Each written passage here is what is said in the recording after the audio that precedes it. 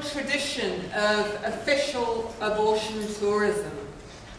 Right from the time that abortion became legal in 1968, people have travelled from the rest of the world to come to Britain. And if you see this chart, you can see the number of women who have officially been treated in Britain, but who are from overseas. And what you can see is how the number of women who come to Britain from overseas for abortions officially is very much affected by the way that the laws are in those countries. So in 1974, when abortion was legalized in France, the number dropped because women from France no longer needed to come to Britain for their abortions. In the mid-1980s, when abortion became legal in Spain, the number of women coming to Britain for abortions dropped because women from Spain could have their abortions in Spain.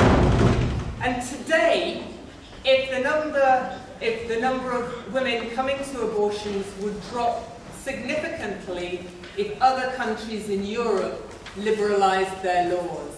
And the point that I am making is that making abortion legal does not stop women from having abortions, but it does affect where they have them.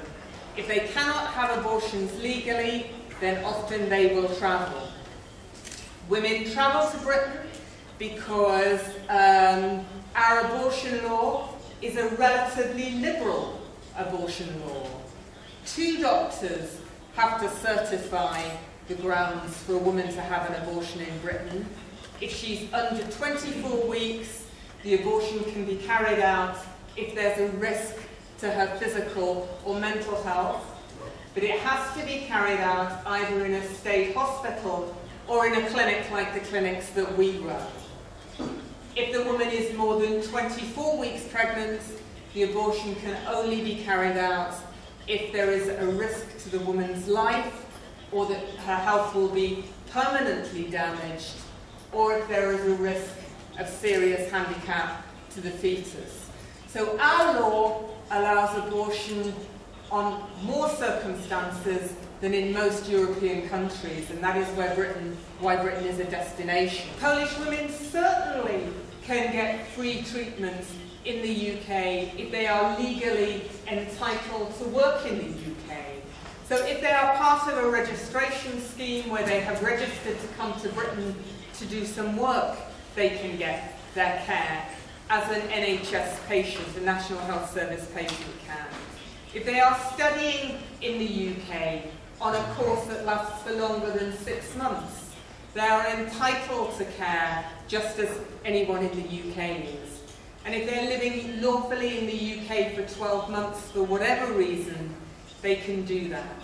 And of course, it's not that difficult for people who are living legally and are registered legally to work in the UK to make it very possible for their friends and their relatives and contacts that they know to come to England to get an abortion if they want to help them by telling them what to say, by giving them an address where they can say that they have been living.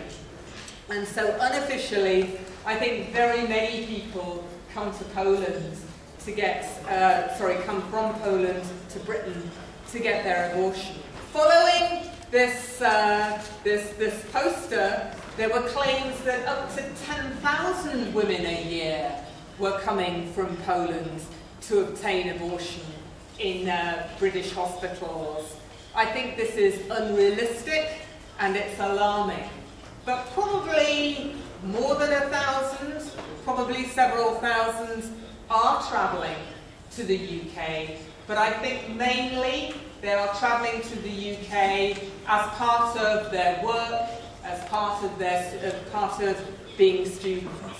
And it's unclear how many of them are officially entitled to that treatment, or how many of them are being creative and inventive and taking the opportunity of a safe service that many of us think should be able to have here.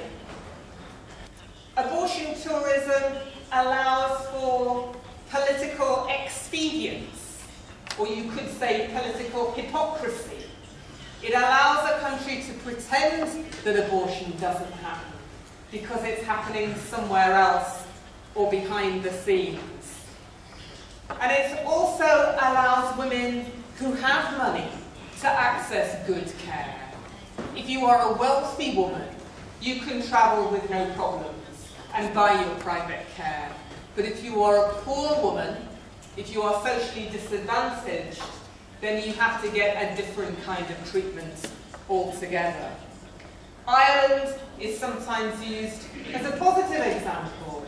There is probably no or very little unlawful abortion in Ireland because it is so easy for women to travel to Britain.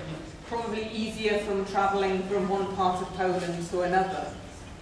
But the consequences of abortion tourism for the women who do it, I would say, are really bad and very serious.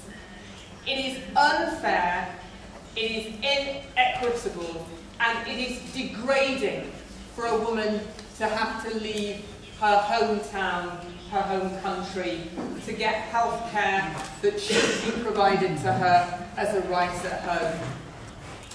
However good our clinics are, however good our doctors and our nurses are, the care that we can provide in Britain is always compromised when women have travelled to us.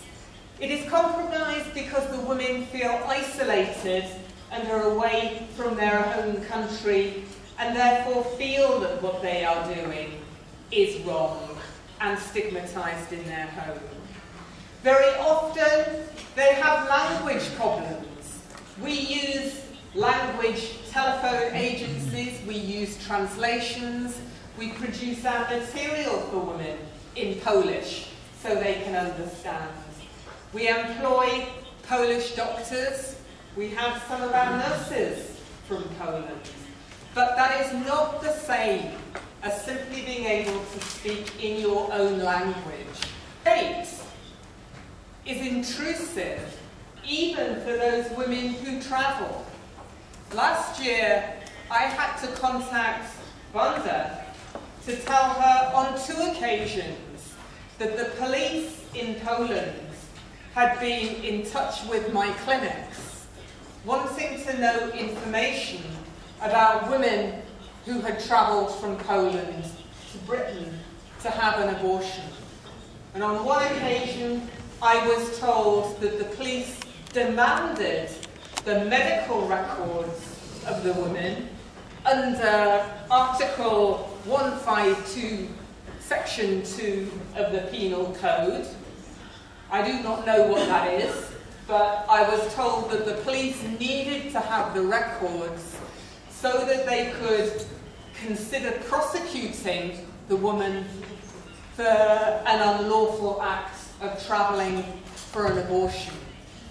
More recently, on another occasion, a second case where the doctors in Poland got in touch with us wanting the medical records again of a woman who had gone to their clinic because she wanted follow-up care after abortion. She had had her abortion, she was not sure whether everything was okay. She went to her doctor, and the doctor was in touch with us wanting medical records because he wasn't sure that her procedure had been legal, and he thought the police in Poland may need to be informed. So even when women travel outside the country, the law stalks them and intimidates them to get information.